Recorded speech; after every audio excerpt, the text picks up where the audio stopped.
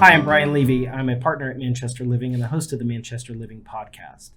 The purpose of the podcast is to help people navigate the complex maze of elder care. There is a lexicon of elder care terms on our website at manchesterlivingpodcast.com. Today, we are talking about the not so glamorous topic of elder abuse. Must be discussed. But first, let's get to the new and noteworthy. This is a clip of a transatlantic pen pals who live almost 5,000 miles apart in Texas and England and have been writing to each other since 1938, make their first video call as they both turn 100. It's nice to hear your voice. Yes, you look very well and you still got getting out for walks. Well, so long as it's a seat nearby where I can plop. Keep the emails flowing. Okay, you too. All the best, dear. So take care, Celeste. God bless. Bye, dear. Bye. Bye. Technology is a beautiful thing. I love that story. All right, let's jump in. Today we're talking about elder abuse with two industry experts, John McNair, McNair Dallas Law P.C. Thank you for being here. And Julie Krawczyk, Director, Elder Financial Safety Center at the Senior Source. Thank you for being here. Thank you for having me.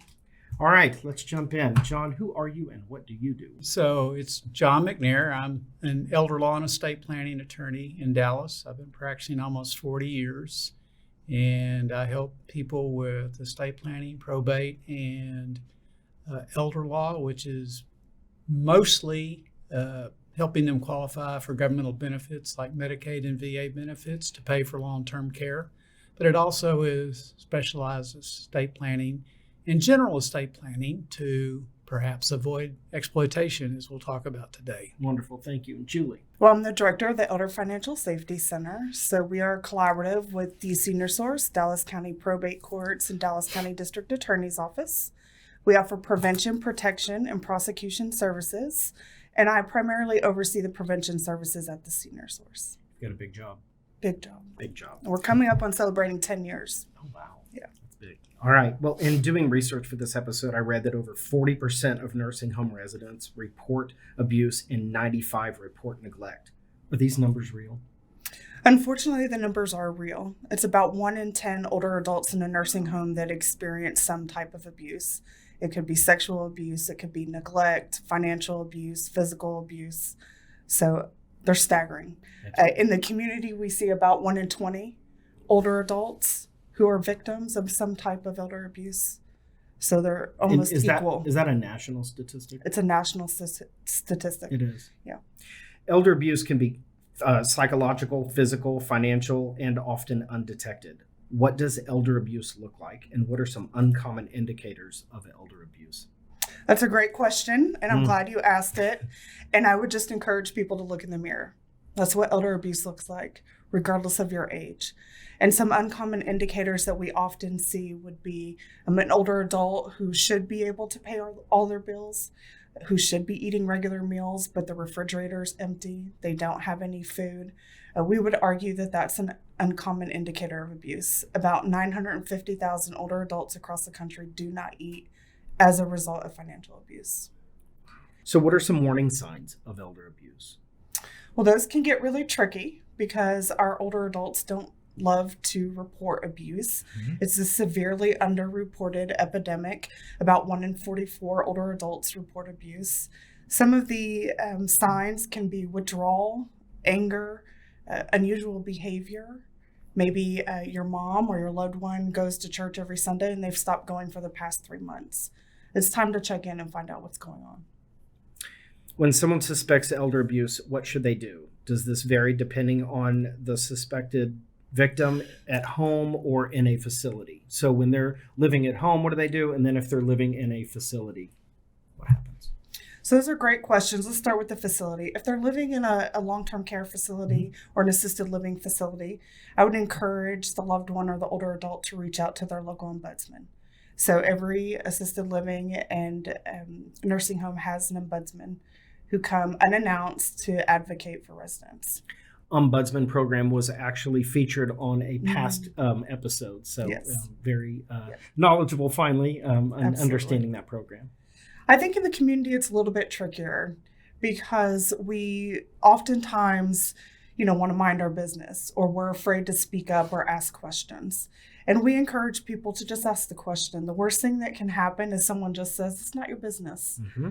There's nothing wrong with hearing that, but what matters is they heard you ask and that you're paying attention and that they matter to you. So for someone in my position where I'm doing private duty, and I have a client that I suspect is being abused, or John has a client in his law practice that has an indication of it, there being elder abuse. What do we do, and can we remain anonymous? Mm-hmm. Absolutely. So if you suspect abuse or neglect of an older adult, we would encourage you to call the Texas Abuse Hotline. Which we'll put up at the end of the show. We'll Absolutely. put up that URL. It's an anonymous report. You can also file a report online. You're welcome to call any one of the aging resources in the community. In Dallas, it would be the Elder Financial Safety Center. If you don't live in Dallas and other states, we encourage you to reach out to the Area Agency on Aging or a social service agency that does support older adults. Okay. Brian, I'm going to step in here Please. for a minute and talk about, from the legal perspective and prevention perspective, if you're not just somebody who's not close to the situation like you or somebody, a professional, but if you're actually a family member of that person and it's not too late, what you're trying to do, and I'm sure we'll get into this a lot more as we discuss this, is to separate that person and their assets, their funds, their money from the abusive situation as quickly and as efficiently as possible. And there's a lot of tools that we use to do that. But the first step is to make sure that that abusive person no longer has access to money, no longer has access to the person if it's actual physical abuse.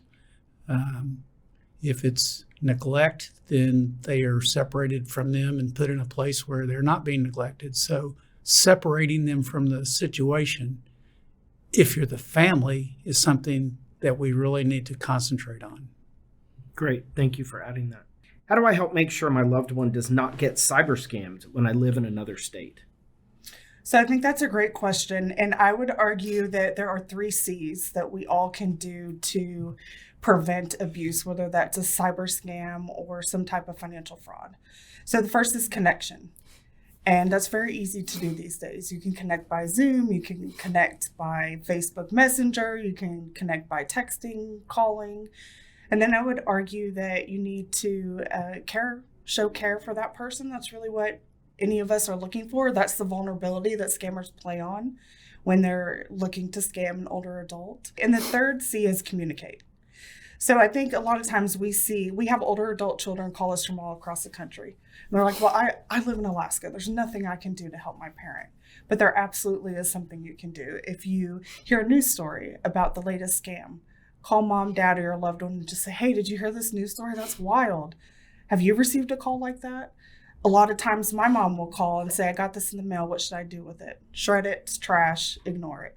So those are the things that we can do to make sure, regardless of where we live, that we're protecting the ones we love. Yeah. With the cyber scams specifically, you want to make sure that your loved one has the latest software on their computer, the latest antivirus software. Antivirus software. Goodness. And that you are finding opportunities to make sure that they're connected to the resources in their community. So for example, at the Senior Source, we offer technology classes so that we can help prevent and reduce cyber scams. Interesting. That's great. I know that I've actually had a client who got cyber scammed, and they took all of her assets out of every account she ever had. And the family worked with the FDIC to get money back. Yeah. But it can happen so fast. It can. Just a couple of months ago, we had someone come to us who fell for a Microsoft scam, ransomware scam, lost $750,000. And so it took their entire life savings. Yeah. And they're exploring new territory they've never had to explore before, like applying for SNAP benefits or other state benefits to help them through this really difficult time. Yeah. And to get back to your 3 C's, I've had clients who were adult children who didn't find out until we started doing a probate that they had been the victim, their parent had been the victim of substantial financial abuse and had lost a substantial amount of money. That's not the time you want to find out about it. You want to communicate and be involved Yeah. as early as you possibly can to avoid that. I often have clients that their adult children don't want to control the finances because they're afraid that they're going to make mom and dad angry and they're going to be X'd out of the inheritance. And so they don't get involved, and mom and dad are controlling all of their money and all of their assets, and it's a cocktail for disaster. It sure is. And I would just say get involved. What's the worst that's going to happen? And that inheritance, no one's entitled to. And we have to remember that. So it's more important to protect mom and dad or your loved one while they're alive and while they need that income and that money to protect themselves long term. Yeah. One of the things that we're seeing is that older adults are living much longer, well into their 90s and 100s. I mean, we started the episode with pen pals who were 100. And so it really matters that we're asking those questions and that we're being involved in ways that they'll allow us to be involved. And then I'm sure John can give us some more specifics about, the legal ways we can ensure we're involved. Sure. Right. So it goes beyond just a conversation. It really, when you talk about the legal side, you're talking about encouraging mom and dad to consider using different techniques that I think we'll get into a little bit later in our conversation, where they are using their estate planning not only as something that helps when they pass away, because I constantly have to help people understand that estate planning is not only when you pass away, it's also while you're alive and to deal with your situation if you're incapacitated. Yeah. Because A, we want to avoid exploitation, but B, we want to do it in a way where we are avoiding guardianships. That is not the road we want to go down if we can help it. Mm-hmm. Denial is very common in our elder community. How does one convince a loved one that they're being scammed? I know this is a terrible analogy, but sometimes I tell clients you can take a horse to water, but you can't make them drink. I mean, all you can do is put the facts there before you, for that person. Sometimes they recognize it. I had a client, this is one of the more interesting cases I've ever had. The lady moved into a community care environment, and her adult sons were very concerned because she had a new boyfriend that she met in the community. And they brought her to me, and they recognized, this could be the potential for financial abuse. She recognized it. They talked to her. She accepted that, and she put in place some pretty interesting planning that protected her. And I don't think that would have happened if they hadn't talked to her about it. Mm-hmm. Well, and if I can add to that, I think, one of the things we don't recognize in this country is the epidemic of isolation and loneliness. And I think we assume that happens, that must happen when you're like 80 or older.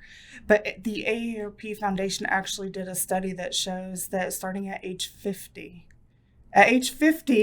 wow. Which I'm not that far off from 50, if thinking about that, it's pretty serious that most adults between 50 and 80 report, 1 in 3 report feeling isolated and lonely.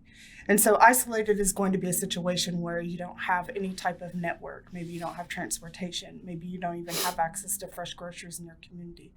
Loneliness is the feeling of maybe not having anyone to call in that moment, or maybe you missed your friend, at group, and you're feeling a little bit down about that. They're two completely different feelings, but they're both feelings that expose us to being at risk for some type of abuse. Yeah. So I think the overall message on this topic is see something, say something. See something, say something, and just don't be afraid to speak up and ask questions. Good advice. Thank you. All right. Let's move on to some legal mumbo jumbo. John, talk to us. How can appointing someone as your agent under a power of attorney reduce the risk of financial exploitation or abuse? Okay, so a power of attorney is a document where you're appointing an agent to take care of your business affairs. And that agent can use that power of attorney, as you recall my earlier point, to start separating you from that financially abusive person. If they are able to take control of accounts, I know that's a C word that you don't like, but under certain circumstances, you really need to take control and separate that person from a financially abusive situation. And if you're able to use your financial power of attorney as the agent to take control of mom and dad's accounts, then that is one of the first steps in helping with financial abuse. The financial power of attorney is useful for a lot of people because a lot of people have in their asset mix a lot of retirement accounts, IRAs, and there are other techniques that we use to protect assets like revocable trust, but a retirement account can't be owned by a trust. It has to continue to be owned by mom or dad. So the financial power of attorney is the only game in town when it comes to protecting that person from accessing those funds to pay to an abuser, a financial abuser. Okay. How do I choose the best agent, and how can I be sure they act in my best interest? So usually the people who come to me are going to be in a family unit. There's somebody in the family that has stepped up to the plate and said, I'm going to help. I'm ready to help. I'm ready to deal with this situation for this person because I care about them. And if you are the senior family member, usually that's somebody that you use. There's a growing problem, I call it a problem, at least legally it's a problem, of what you can call adult orphans, people who really don't have family members that they can rely on for these kind of appointments. And I really just talk to them, do you have close friends who are willing to intervene, that care enough about you to help you if you become incapacitated? And that's really it. It's who would, A, have enough concern to step up, and B, have some modicum of modicum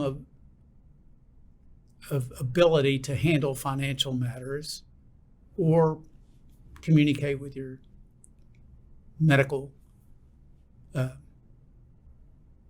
providers if it's a medical power of attorney. But I tell people, if you have financial advisors, as long as the person that you appoint in this situation is willing to listen to those financial advisors, then it doesn't take a lot of expertise. As long as they work as a team. Right. Yeah. So Can I throw out? please, absolutely. Okay, Jump in. There's a couple of things I want to add.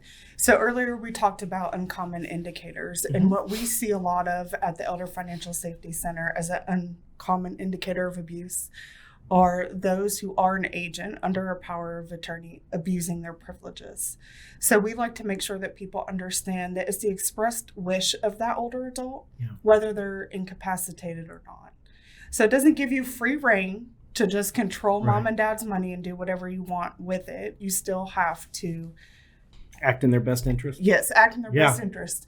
And our financial counselor would say, whether I agree with this sentiment or not, is that if you have 3 children, don't allow the 3rd child to be the agent because they are likely going to be the abuser. So we, believe it or not, have seen a pattern of that behavior as well.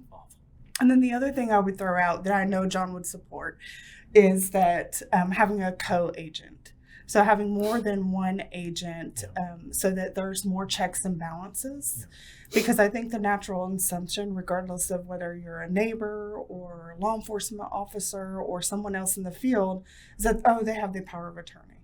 So they must be able to be trusted. Not so And that's just not always the case. Right.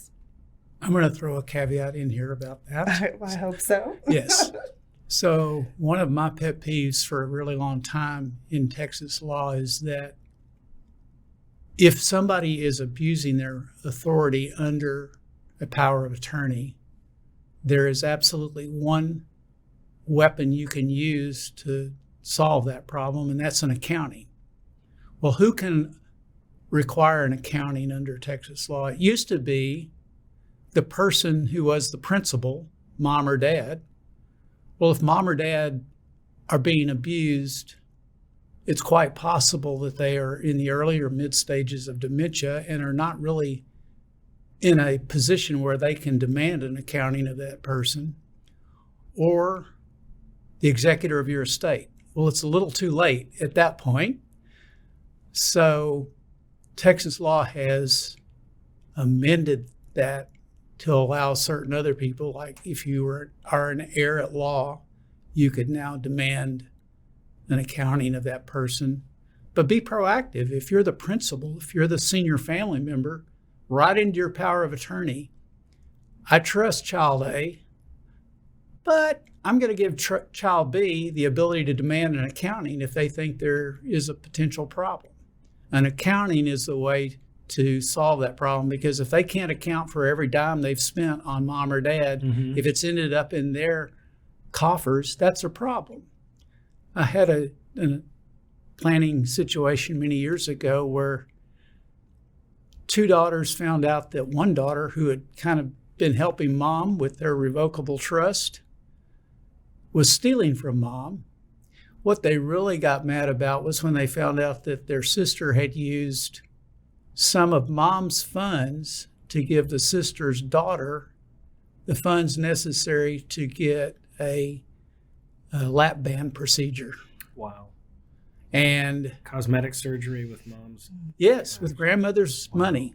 So the ability of somebody else to force an accounting is a pretty powerful tool, and maybe everybody in the family is trustworthy. We don't have to worry about anybody, but it doesn't hurt to have it there. It may never be used, but if it's available, then hey, you have the tool in your toolbox if you need it. Sure.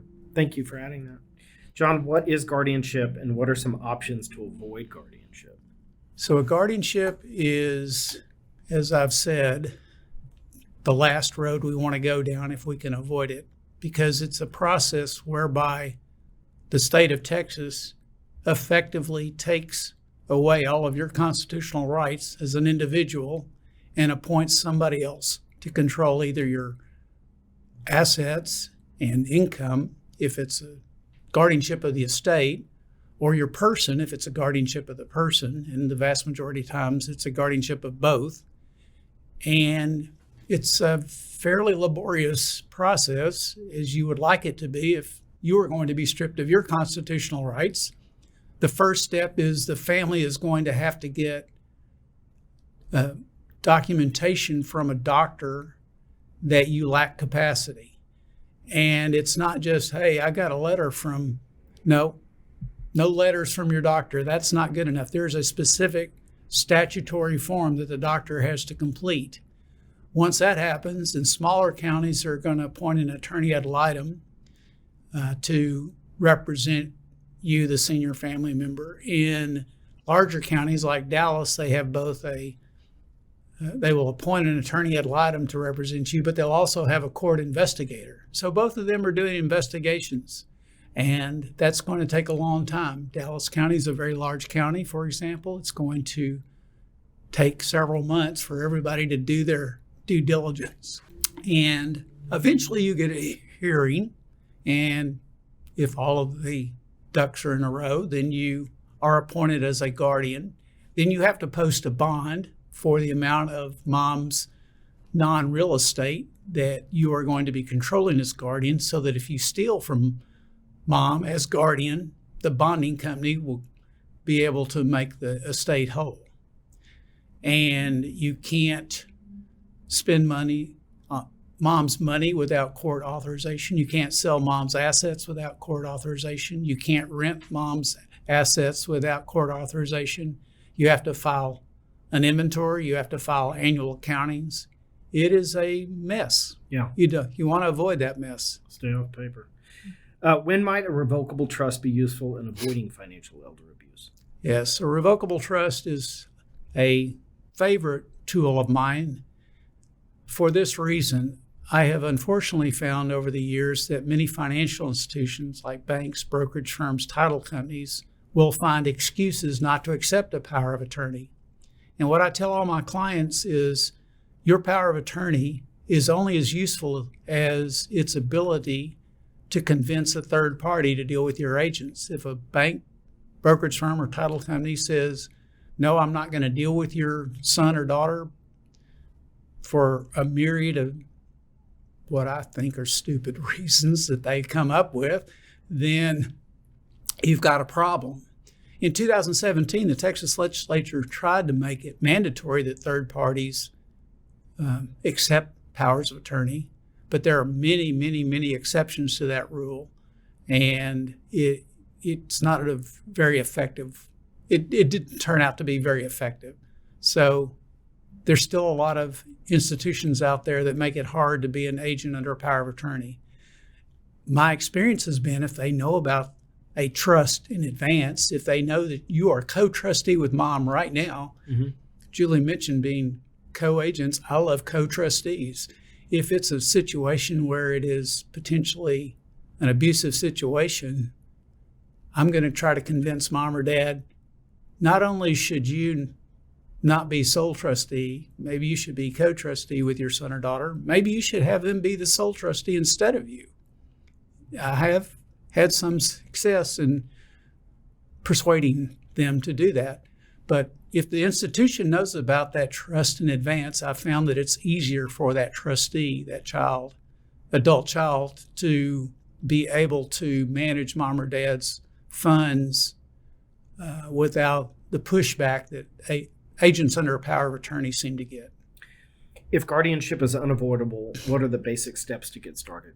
As I said, the first step is to get mom or dad to a doctor. That's a hurdle that a lot of families can't get over. Yeah. They're unwilling to, I hate to use the word force, but they don't want to just take mom or dad to a doctor if mom or dad are not willing to take.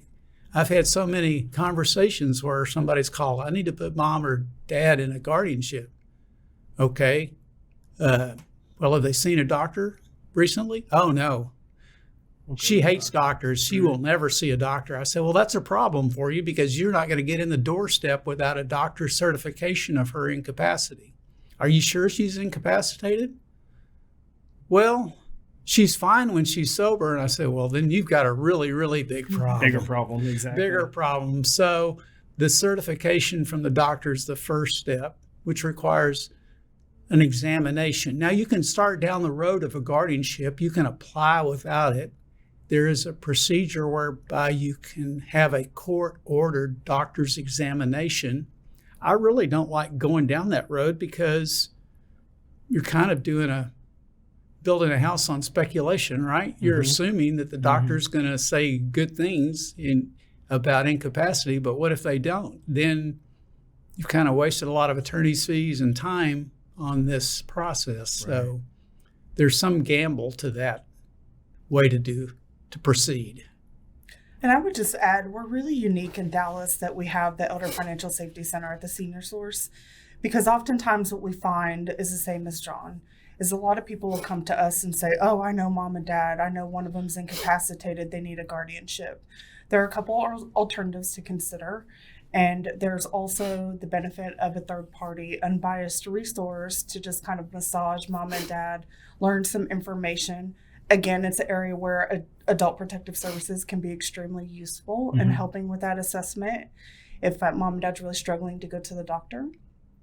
Also, if you're concerned, whether you live here in Dallas or in another state, about mom and dad, there's alternatives like our money management program. So that might be trained, vetted volunteers going into the home, making sure all that scam mail's in the garbage, making sure all the bills are paid, helping to fill out checks that only mom and dad sign, make sure all the accounting is accurate. And in some cases, before we get to that last resort of guardianship, it may be appropriate that the agency, meaning the Senior Source or another agency or representative, is appointed as the representative payee by Social Security. So they manage all the funds, all that money, to make sure that mom and dad or your loved one's protected, and it's audited. So there's plenty of oversight in those scenarios. And is there a fee associated with that? And at the Senior Source, there's not a fee. Okay. But there are some fee-based programs. Great resources. Thank you. Thank you both. So let me ask you, what haven't I asked you that I should? We've covered a lot of ground, but what is there anything that you want to add that I haven't asked you? I think it's just I would encourage us to, how do we have that conversation? What's the first step towards that conversation? There's a great resource that I would encourage people to check out called the Conversation Project. The best. It's a wonderful tool, and it just gets people started, and it's baby steps. I wouldn't bust open mom's door and say, Mom, I need to know all of these things right now. That's not going to work. But it's just baby steps. Hey, Mom, what do you think about that? Well, what would you want to happen if this happened? Or who's Joe? Where did Joe come from? I've never heard about Joe before. Slow, baby steps in the conversation. Thank you for sharing that. We'll put up the URL at the end of the show. John, what haven't I asked you that I should? I think the question you haven't asked me, and this is an add-on to what Julie said, is about timing. Timing of this conversation should happen way earlier than you think it should. I can't tell you how many people have contacted me. Well, Dad or my husband or my wife has been diagnosed to be in the early stages of some type of dementia. I don't say that that's necessarily too late to do this, but they should have started doing this kind of communication and planning and document creation way earlier than that. Yeah. That is not a good time to do this. It may be that it forestalls some of the options that we might have otherwise had if everybody was healthy and had a clear mind. So start these conversations earlier than you even think it's comfortable to start them. Great advice. Thank you for sharing that. All right, we're going to lighten it up a little bit, move on to the nugget portion of the program. This is a clip that a viewer actually sent me that really tickled me, and I want to share it with you.